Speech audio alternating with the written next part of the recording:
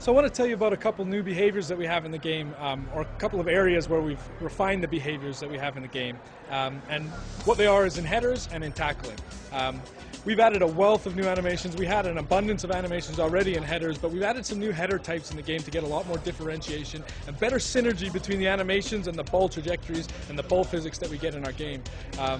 A problem that we had in FIFA 10 was maybe a cross would come into the box and a player would have a delicate header that he needs to play, but he'd play an animation where he leans back and heads right through the ball, and it really didn't fit the context of the scenario.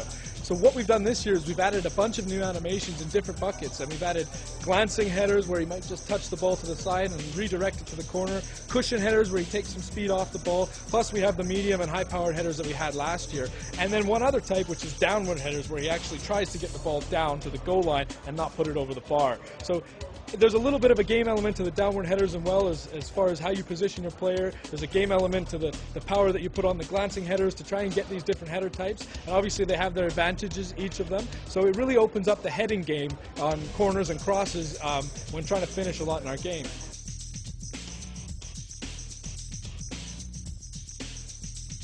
The other one I wanted to talk about was tackling.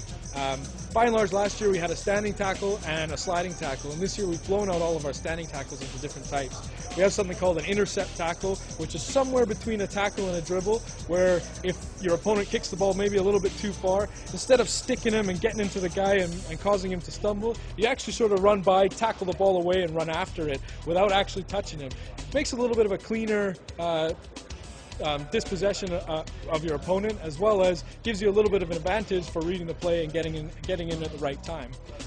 Conversely, we have for our regular standing tackles, when you do want to really clatter somebody, we have something we're calling a stick-'em tackle, which is basically you getting in, the ball's close to him, you're getting the ball, you're getting the man too, and making sure you cause him to stumble so that you can go and pick up the loose ball afterwards. We also have a tackle type called knock it away and retrieve, where it's kind of dicey whether he's going to have possession or not, whether you can stick him and actually get a piece of him. So you just knock the ball away, run around the other side or run that side, and then go and retrieve it after.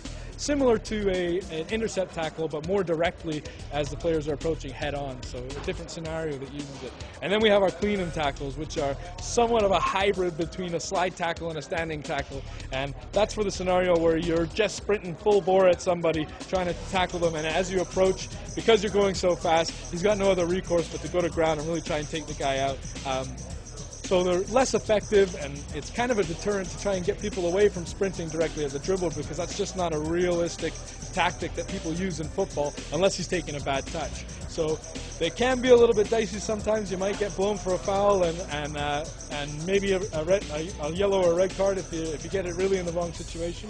But it forces you to manage your defending a little bit so that you're in control and always trying to position yourself to launch the best tackle you can. Makes an art out of defending, and I think it brings defending to life rather than mostly just holding the press button.